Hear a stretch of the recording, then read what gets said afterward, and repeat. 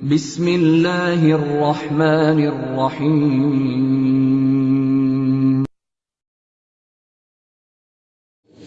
والصلاة والسلام على أشرف الأنبياء والمرسلين محمد وعلى آله وأصحابه أجمعين وعلى من تبعهم بإحسان إلى يوم الدين أما بعد فقد قال الله تعالى في القرآن العظيم أعوذ بالله السميع العليم من الشيطان الرجيم من همزه ونفخه ونفثه بسم الله الرحمن الرحيم إن الصلاة كانت على المؤمنين كتابا موقوتا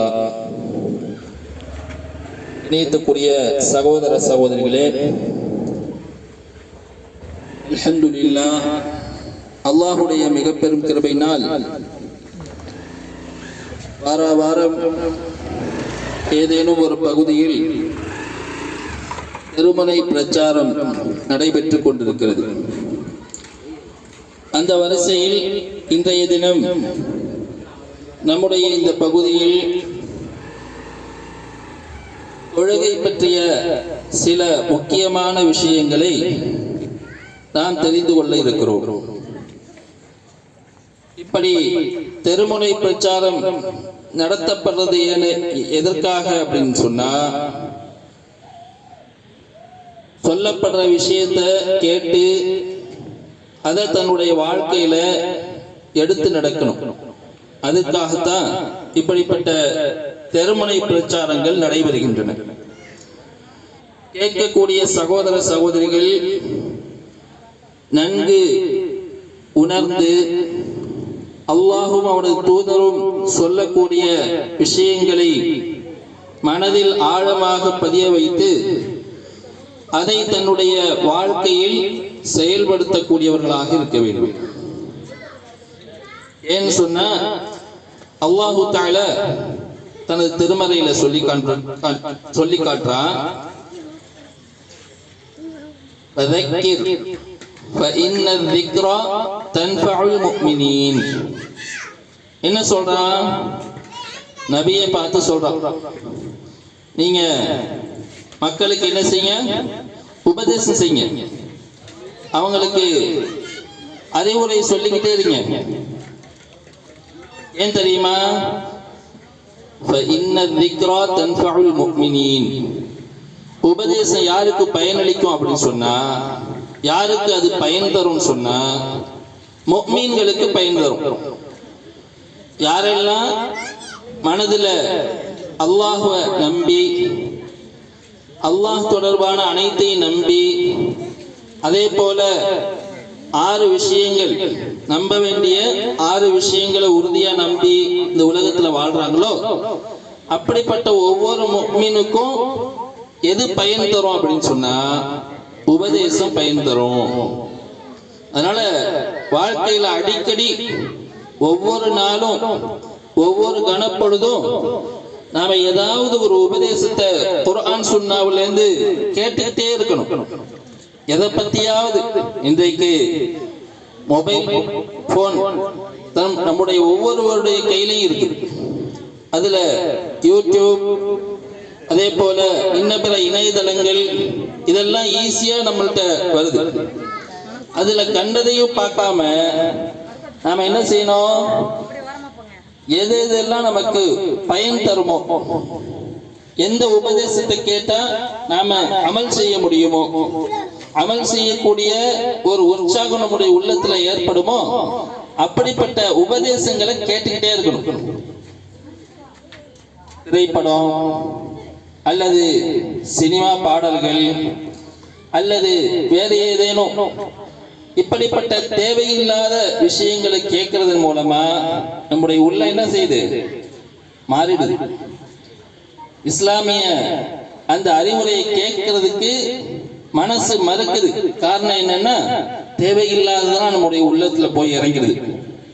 அப்ப ஒவ்வொரு நாளும் நாம உபதேசத்தை கேட்கிற அந்த வழக்கத்தை என்ன செய்யணும்? எடுக்கணும், பழக்கப்படுத்தணும்.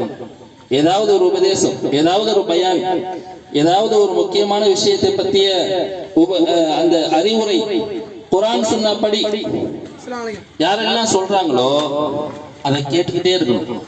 இன்றைக்கு பலவிதமா இஸ்லாமிய கல்வி போதிக்கப்பட்டு கொண்டிருக்கு. ஈஸியா கிடைக்குது. ஆனா ஈஸியா கிடைச்சாலும் நாம் அதை பெறுறதில்லை. கண்ணியத்துக்குரிய சகோதர சகோதரிகளே, எனவே அந்த அடிப்படையில தான் இப்படிப்பட்ட தெருமுனை பிரச்சாரங்கள் நடைபெறுது. அப்ப இதுல சொல்லப்படக்கூடிய உபதேசத்தை நாம் என்ன செய்யணும்? காது கொடுத்து கேட்டு அதை மனதால உணர்ந்து மனதுல ஒரு உறுதிமொழியை ஏற்படுத்தணும். நான் இதை செய்வேன், இதை என்னுடைய வாழ்க்கையில நான் இதுக்கப்புறம் இதுவரைக்கும் எப்படின்னு நான் வாழ்ந்துட்டேன், ஆனா இதுக்கப்புறம் என்னுடைய வாழ்க்கையில இன்ன நடைமுறைய இன்ன நன்மையான காரியத்தை விடாம நான் செய்வேன், என்னுடைய மௌத்து வரைக்கும் நான் செய்வேன் அப்படிங்கிற ஒரு உறுதிமொழிய கேட்கிற அனைவரும் என்ன செய்யணும்? எடுக்க கடமைப்பட்டிருக்கிறோம். இப்ப கண்ணியத்துக்குரிய சகோதர சகோதரிகளே, ஆரம்பமா ஒரு வசனம் சொல்லப்பட்டுச்சு. என்னது? இன்ன ஸலாத கானத் அலல் முஃமினீன கிதாபம் மௌகூதா. அல்லாஹ் தஆலா தாரியாத்ங்கிற அத்தியாயத்துல 56வது வசனம் எடுத்து பார்த்தா அதை படிச்சு பார்க்கலாம். அந்த வசனத்துல அல்லாஹ் தஆலா என்ன சொல்றான்? வமா خلقத்துல் ஜின்ன வல் இன்ஸ இல்லா லியஅபுதூன். அல்லாஹ் தஆலா என்ன சொல்றான்? அல்லாஹ் தஆலா சொல்றான், நான் ஜின் வர்க்கத்தையும் மனித வர்க்கத்தையும், ஜின்களையும் மனிதர்களையும் எதற்காக படைச்சேன் தெரியுமா? இல்லா லியஅபுதூன், என்ன வணங்குறதுக்காகவே இல்லாம நான் படைக்கவே இல்லை. நான் சும்மா படைக்கல. நான் ஜின்களையும் மனிதர்களையும் சாப்பிடுறதுக்காக மட்டும் படைக்கல, தூங்குறதுக்காக மட்டும் படைக்கல, சம்பாதிக்கிறதுக்காக மட்டும் படைக்கல. எல்லாத்தையும் உள்ளடக்கி அல்லாஹுவை இபாதத் செய்யறதுக்காக, அல்லாஹுவை வணங்குறதுக்காக படைச்சிருக்கிறேன் அப்படின்னு யார் சொல்றா? அல்லாஹு தஆலா சொல்றான். கண்ணியத்துக்குரிய சகோதர சகோதரிகளே, அதே விஷயத்த ரசூலுல்லாஹுக்கு ஒரு வசனத்துல கட்டளையிடுறான். என்ன சொல்றா? எப்ப வரைக்கும் இபாதத் செய்யணும்? இபாதத்துக்குன்னு ஒரு குறிப்பிட்ட டைம் இருக்கா? ஒரு குறிப்பிட்ட கால தவணை இருக்குதா அப்படின்னு கேட்டா அல்லாஹ் தஆலா ஹிஜ்ர் அப்படிங்கிற அத்தியாயத்துல 99வது வசனம், அதுல அல்லாஹ் தஆலா என்ன சொல்றார் ரசூலுல்லாஹ்வை பார்த்து? வஅபுத் ரப்பக ஹத்தா யஅதியகல் யகீன். என்ன சொல்றான் பாருங்க, நல்லா கவனிக்கீங்க. நபியே, நீங்க வணங்குங்க. யாரை வணங்குங்க? உங்களுடைய ரப்ப அல்லாஹு தஆலாவை வணங்குங்க. ஹத்தா யஅதியகல் யகீன். யகீன் சொன்னா இந்த இடத்துல மௌத்னு அர்த்தம். யகீன் சொன்னா என்ன அர்த்தம்? மரணம்னு அர்த்தம். எப்பொழுது வரைக்கும் வணங்கணும் தெரியுமா? மௌத்து வர்ற வரைக்கும் நீங்க வணங்கிக்கிட்டே இருக்கணும். மௌத்து வர்ற வரைக்கும் இபாதத்தை செய்துகிட்டே இருக்கணும். யாருக்கு கட்டளையிடுறான்? ரசூலுல்லாஹ். ரசூலுல்லாஹ் என்ன இபாதத் செய்யாம இருந்தாங்க? ரசூலுல்லாஹ் வணங்காம இருந்தாங்க? ஏன் ரசூலுல்லாஹ்வை பார்த்து சொல்றான் அப்படின்னு சொன்னா, ரசூலுல்லாஹ்வை பார்த்து சொல்லி ரசூலுல்லாஹுடைய உம்மத்தவர்களுக்கு அல்லாஹ் தஆலா கட்டளையிடுறான். உங்களுடைய உம்மத்தவர்களுக்கு இதே விஷயத்தை நீங்க கட்டளையிடுங்க அப்படின்னு அல்லாஹ் தஆலா சொல்றான். அப்ப வணங்குறதுக்காகத்தான் நம்ம படைக்கப்பட்டிருக்கோம். நம்முடைய படைப்புடைய நோக்கம் என்ன? இந்த உலகத்துக்கு வந்த நோக்கம் என்ன? அல்லாஹுவை மட்டும் வணங்கணும். அல்லாஹுவை மட்டும் எது வரைக்கும் வணங்கணும்? மரணம் வரைக்கும் அல்லாஹுவை மட்டும் வணங்கணும். வேற யாரையும் வணங்கக்கூடாது. இப்ப ஆரம்பத்தில் ஓதப்பட்ட அந்த வசனம், கண்ணியத்துக்குரிய சகோதர சகோதரிகளே, இபாதத் வணக்கம். நம்மகிட்ட வணக்கம்னா என்ன அப்படின்னு கேட்டா, நம்ம முதல்ல சொல்றது எது? முதல்ல நம்மள்ட்ட யாராவது வணக்கம்னா என்னப்பா அப்படின்னு கேட்டா நம்ம என்ன சொல்லுவோம்? தொழுகிறது, ஓதுறது, நோன்பு பிடிக்கிறது, ஜகாத் கொடுக்கிறது, ஹஜ் செய்யறது. முதல் நம்ம சொல்றது எது? தொழுகை. உண்மையிலேயே கண்ணியத்துக்குரிய சகோதர சகோதரிகளே, ஒரு முஸ்லிம் அல்லது ஒரு முஸ்லிம் அல்லாதவர் கலிமா சொல்லி ஈமான் கொண்டுட்டா, காலையில ஈமான் கொள்றார், ஒரு 11 மணிக்கு ஈமான் கொள்றார். ஈமான் கொண்டு என்ன செய்யறாரு? லா இலாஹ இல்லல்லாஹ் முஹம்மது ரசூலுல்லாஹ் அப்படிங்கிற கலிமாவத்தினுடைய நாவால முடிஞ்சு இஸ்லாத்தை தழுவுறார். அவருக்கு இஸ்லாத்தை தழுவுனதோட மொத அவர் மேல கடமையாவற இபாதத் எது அப்படின்னு கேட்டா, அடுத்த வேளை லுஹர் தொழுகை. மொத ஒரு முஸ்லிம் மேல கடமையாவது தொழுகை. தொழுகை எந்த அளவுக்கு முக்கியத்துவம் வாய்ந்தது!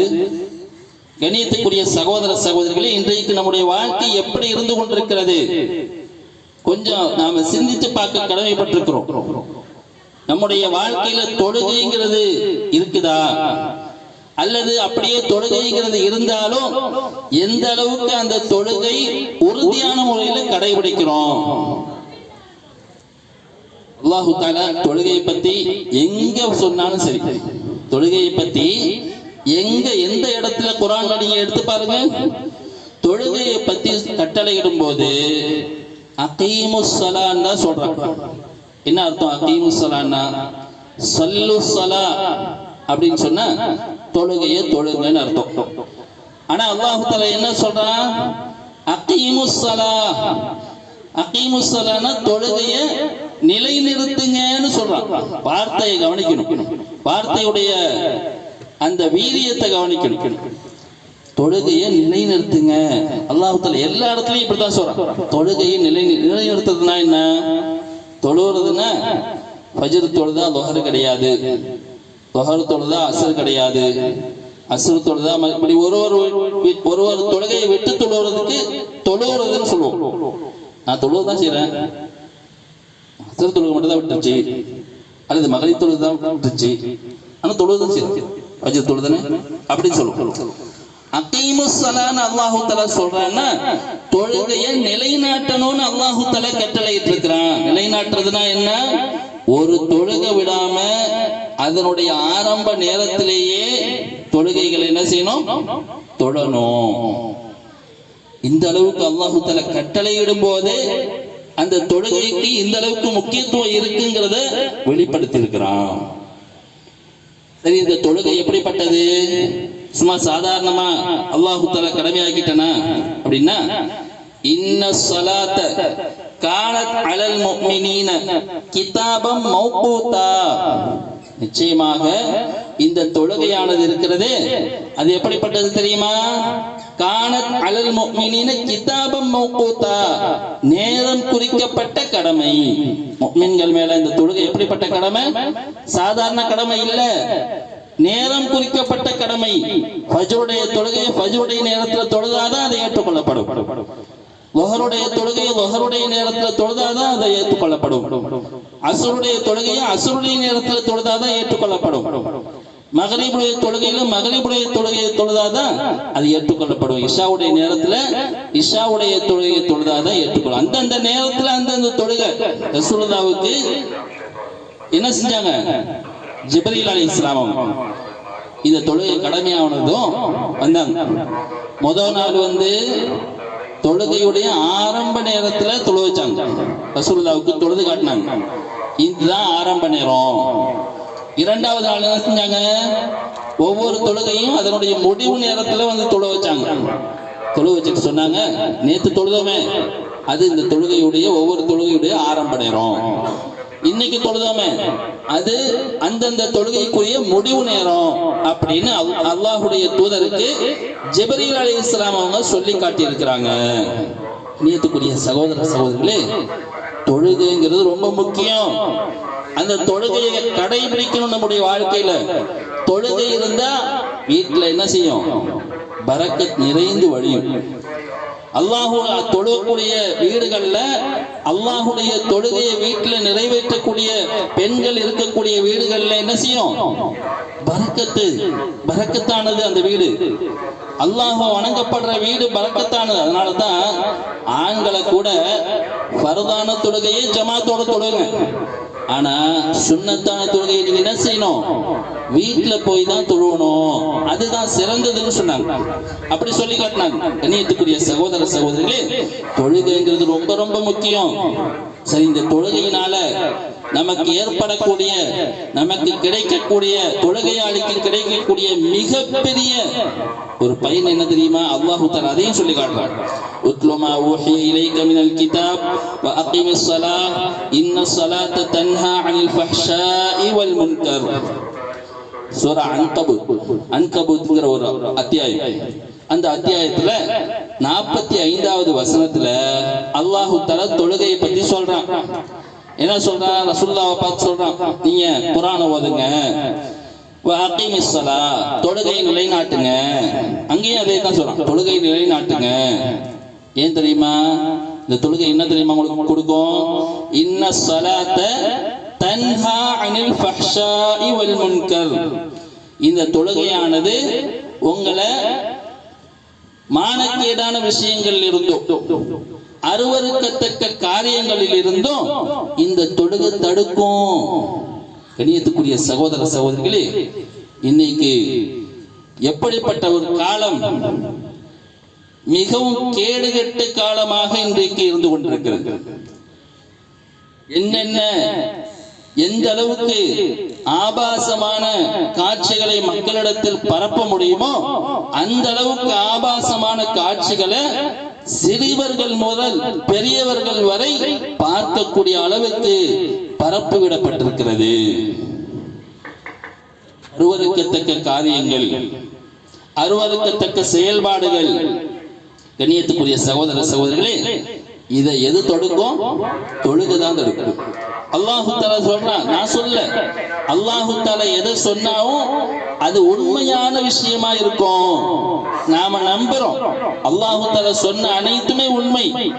அல்லாஹு தஆலா சொல்றான், தொழுதா உங்களுக்கு என்ன பயன் கிடைக்கும்?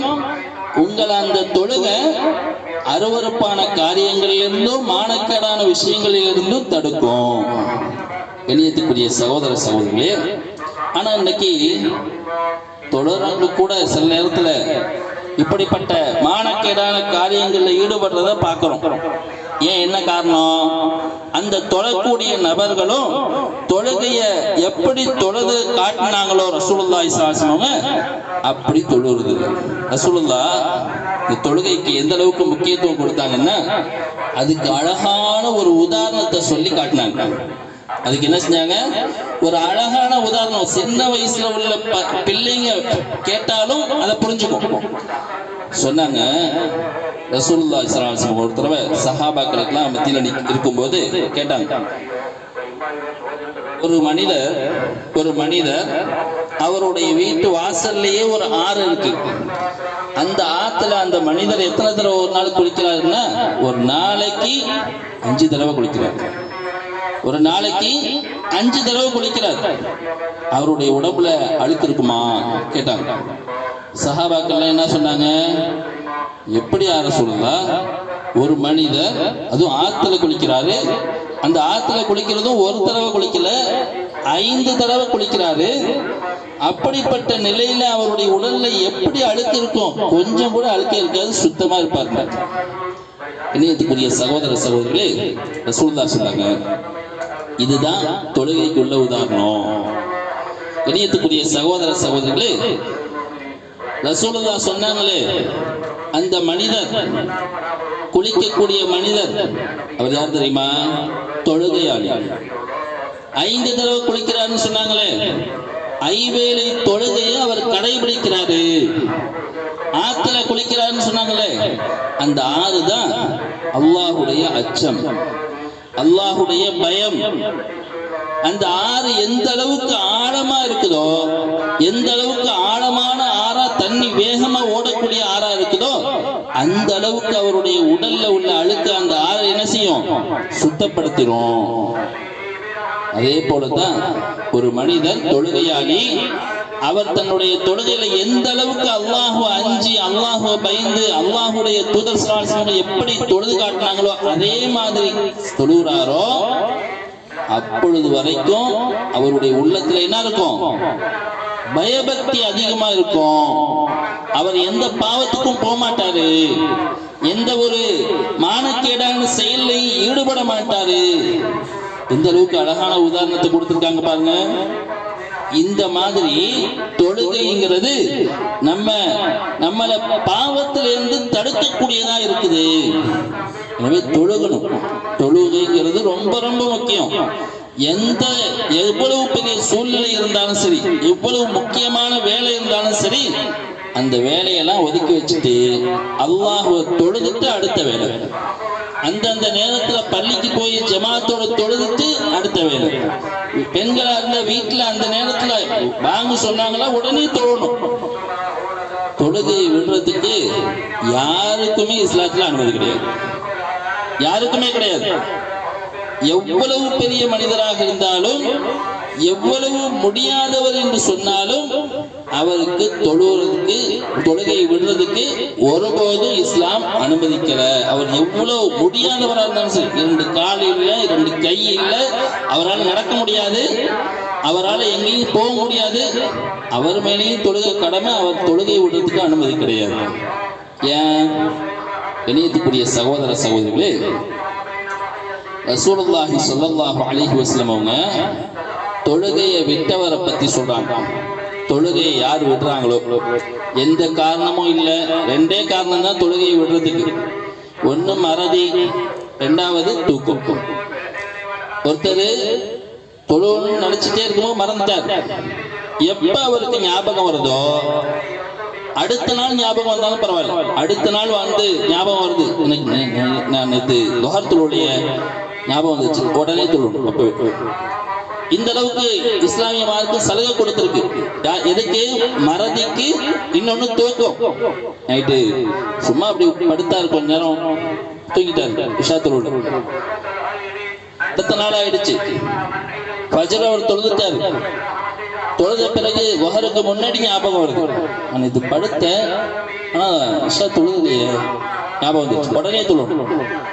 அப்ப தூக்கத்துக்கும் மறதிக்கும் மாத்திரம் தான் இஸ்லாமிய மார்க்கம் தொழுகையை விட்டவருக்கு அனுமதி கொடுக்குது. இந்த காரணம் இல்லாம யாரெல்லாம் தேவையில்லாம தொழுகையை விடுறாங்களோ அவங்கள என்ன சொன்னாங்க தெரியுமா ரசூலுல்லாஹ்? மன் தரக ஸலாத்த ஃபகத் கஃபர். யாரு தொழுகையை விட்டுட்டாங்களோ, ஒரு தொழுகையா இருந்தாலும் பரவாயில்ல, தொழுகையை விட்டுட்டாருன்னா அவர் குஃபர் செஞ்சிட்டாருன்னா. எவ்வளவு பெரிய வார்த்தை குஃபர். குஃபர்னா என்ன? நம்ம காஃபிர்னு சொல்றோமே, குஃபர் செய்தவர்னா அல்லாஹ்வே மறுத்தவரா ஆயிட்டாரு அப்படின்னு ரசூலுல்லாஹ் சொல்றாங்க. எவ்வளவு பெரிய கடுமையான வார்த்தையை பயன்படுத்துறாங்க பாருங்க. ஏன்னு சொன்னா, ரசூலுல்லாஹ் காலத்துல சஹாபாக்கள் இருந்தாங்களே, அவங்க தொழுகை விஷயத்துல எந்த அளவுக்கு ரொம்ப பேணுதலா இருந்தாங்க. எந்த வேலை இருந்தாலும் சரி, எல்லாத்தையும் விட்டுட்டு முதல்ல தொழுதுட்டு தான் அதுக்கப்புறம் அடுத்த வேலை. நமக்கெல்லாம் அல்லாஹு தஆலா எல்லா உறுப்புகளையும் சலாமத்தா கொடுத்திருக்கிறான். நம்முடைய கண் நல்லா செயல்படுது, நம்முடைய உடல் உறுப்புகள் நல்ல விதமா இயங்குது, நடக்க முடியுது, மற்ற வேலைகளை செய்ய முடியுது. எவ்வளவு தூரம் வேணாலும் நம்முடைய சொந்த வேலைக்காக நம்ம என்ன செய்யறோம், முயற்சி செய்ய முடியுது. அப்துல்லாஹ் இப்னு உம்மி மக்தூம், இந்த பேரை நல்லா நம்முடைய மனசுல பதிய வச்சுக்கணும். இவங்களை நாம் நினைச்சு பார்க்கணும். அப்துல்லாஹ் இப்னு உம்மி மக்தூம், அப்துல்லாஹ் இப்னு உம்மி மக்தூம் அவங்க யாருன்னா, ரசூலுல்லாஹ் காலத்துல கண் பார்வை இல்லாத சஹாபி, கண் தெரியாத சஹாபி. அவங்க பள்ளிவாசலை விட்டு ஓரளவுக்கு தூரமா தான் இருந்தாங்க.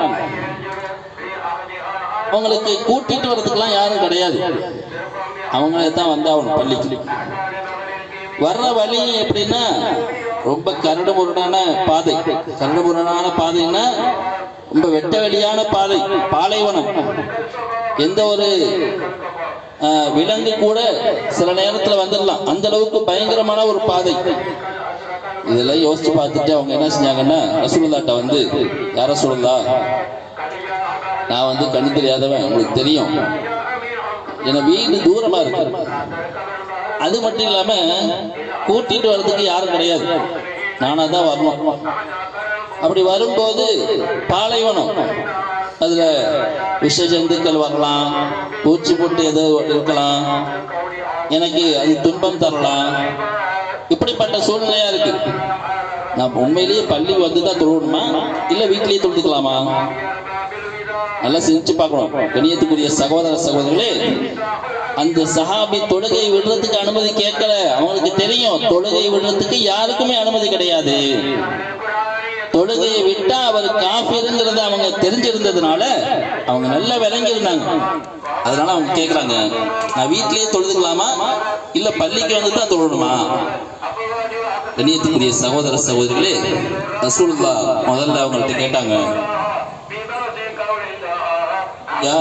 இந்த அளவுக்கு கடினமான ஒரு சூழ்நிலையா இருக்கா, சரி வீட்டிலே தொழுது அப்படின்ட்டாங்க. அந்த சஹாபி ரொம்ப கவலையோட, பள்ளிக்கு வந்து தொழுவ முடியலையே அப்படிங்கிற கவலையோட திரும்பி போறாங்க. கேட்டுட்டாங்க, ஆனா ரசூலுல்லாஹ் அனுமதி கொடுத்தாலும் அவங்களுக்கு மனதுல ஒரு உறுத்தல், பள்ளிக்கு வந்து தொழுவ முடியலையே. போறாங்க, திரும்பி போறாங்க. ரசூலுல்லாஹ் திருப்பி கூப்பிட்டாங்க, அப்துல்லாஹ் இப்னு உம்மு மக்தூமே இங்க வாங்க. திரும்பி வந்து பார்த்தா ரசூலுல்லாஹ் கேட்டாங்க, உங்களுக்கு நீங்க இருக்கீங்கள வீடு, அந்த வீட்டுல பாங்கு சத்தம் கேக்குதான்னு. பாங்கு சத்தம் கேக்குதா? அந்த காலத்துல மைக்கெல்லாம் கிடையாது, மைக்கெல்லாம் இல்ல. அந்த காலத்துல சத்தம் போட்டு சொல்லக்கூடிய ஒரு மனிதர் என்ன செய்யறாரு? பாங்கு சொல்லுவார்.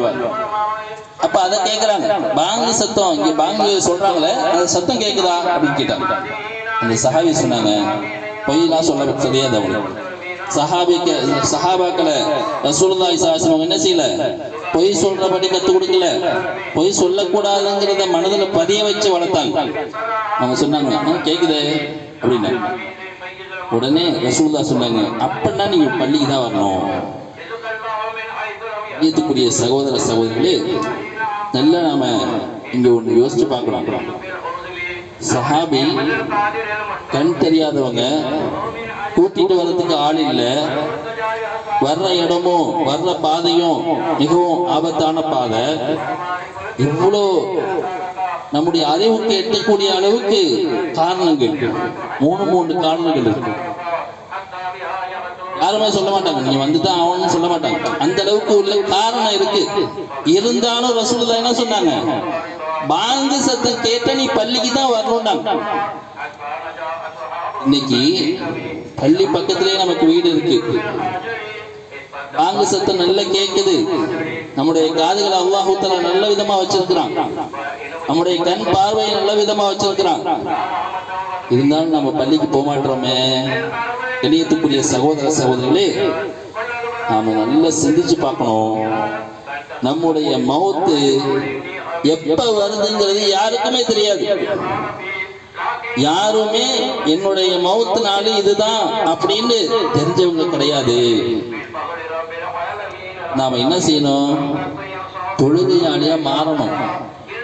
நாம தொழுகை விடாம தொழக்கூடியவங்களா ஆகணும். கண்ணியத்துக்குரிய சகோதர சகோதரிகளே, இந்த அளவுக்கு இஸ்லாமிய மார்க்கத்துல தொழுகையுடைய முக்கியத்துவம் இருக்கு. எனவே கண்ணியத்துக்குரிய சகோதர சகோதரிகளே, தொழுகைங்கிறது மார்க்கத்தினுடைய கடமைகள்ல இரண்டாவது கடமை. இரண்டாவது கடமை தொழுகை. இந்த தொழுகைய அதனுடைய முக்கியத்துவத்தை நாம மனதால விளங்கணும். இந்த அளவுக்கு முக்கியத்துவம் கொடுக்கப்பட்டிருக்கு இந்த மார்க்கத்துல. தொழுகை இருந்தாதான் அவருக்கு என்ன இஸ்லாமிய மார்க்கத்திலே இடம். தொழுகை இல்லைன்னா இடம் கிடையாது. அந்த அளவுக்கு முக்கியத்துவம் வாய்ந்த ஒரு இபாதத்து தான் இந்த தொழுகை. இந்த தொழுகை ஒவ்வொரு முஸ்லிமின் மீதும் வயது வந்த பருவ வயதை அடைந்த ஒவ்வொரு முஸ்லிமான ஆண் பெண் அனைவர் மீதும் எது வரைக்கும் கடமை? மௌத்து வரைக்கும் கடமை. மரணம் வரைக்கும் இந்த தொழுகையை நாம் என்ன செய்யணும்? கண்ணா பாதுகாக்கணும், கண்ணுக்கு கண்ணா பாதுகாக்கணும். ரொம்ப அத நாம நேரம் தவறாம தொழக்கூடியவங்களா இருக்கணும். இந்த தொழுகை கூட அல்லாஹுக்கு நன்றி செலுத்துறதா நாம் மாற்ற முடியும். அல்லாஹு தஆலா நமக்கு எவ்வளவு நிஅமத்துகளை அள்ளி கொடுத்திருக்கிறான், என்ன முடியுமா? யாராவது அல்லாஹ் தஆலா கேட்கிறான் மனிதர்களையும் ஜின்களையும் பார்த்து, நீங்க ஏதாவது ஒரு அருட்கொடைய இது இல்ல, இது நல்லது இல்ல, இது நல்லா இல்ல அப்படி சொல்ல முடியுமா? யாராவது எண்ணி இது நல்ல ஒரு அருட்கொடையே கிடையாது, எனக்கு கண் நல்ல ஒரு அருட்கொடை கிடையாது, யாராவது சொல்ல முடியுமா? மறுக்க முடியுமா? ஒவ்வொரு அருட்கொடையும் நாம தனித்தனியா சிந்திச்சு பார்த்தா கூட அல்லாஹு தஆலா கொடுத்த அந்த அருட்கொடைகளை என்ன செய்ய முடியாது, எண்ணி முடிக்கவே முடியாது. அவ்வளவு அருட்கொடைகளை அல்லாஹு தஆலா நமக்கு கொடுத்திருக்கா. நம்ம உடம்புலயே நாம சிந்திச்சு பார்த்தாலே நம்ம உணர முடியும். கண்ணியத்துக்குரிய சகோதர சகோதரிகளே, இவ்வளவு அருட்கொடையை கொடுத்த அல்லாஹு தஆலாவை அவன் கடமையாக்கின அந்த தொழுகைய நம்முடைய வாழ்க்கையில நாம் என்ன செய்யணும்? உறுதியா கடைபிடிக்கணும். அதுல எந்த ஒரு நெளிவு சுழிவு இருக்கக்கூடாது. அந்த அளவுக்கு உறுதியா கடைபிடிக்கக்கூடிய நல்ல மக்களா நாம மாறணும். அல்லாஹுடைய திருப்தியை பெற்ற ஒரு நல்ல அடியாராக இந்த உலகத்திலிருந்து போகும்போது, மரணிக்கும் போது நாம மரணிக்கணும். அப்படிப்பட்ட தொழுகையாளியான, முஃமினான, முஸ்லிமான, அல்லாஹுடைய திருப்தியை பெற்றவராக நாம் இந்த உலகத்தை விட்டு போறதுக்கு அல்லாஹு தஆலா அனைவருக்கும் தௌஃபீக் செய்வானாக என்று கேட்டுக்கொண்டு, தொழுகையை முழுமையா உறுதியோடு நாம கடைபிடிக்கணும் அப்படின்னு நான் கேட்டுக்கிட்டு இந்த உரையை முடிச்சுக்கிறேன். وآخر دعوانا أن الحمد لله رب العالمين. السلام عليكم ورحمة الله وبركاته. سبحانك اللهم وبحمدك أشهد أن لا إله إلا أنت أستغفرك وأتوب إليك.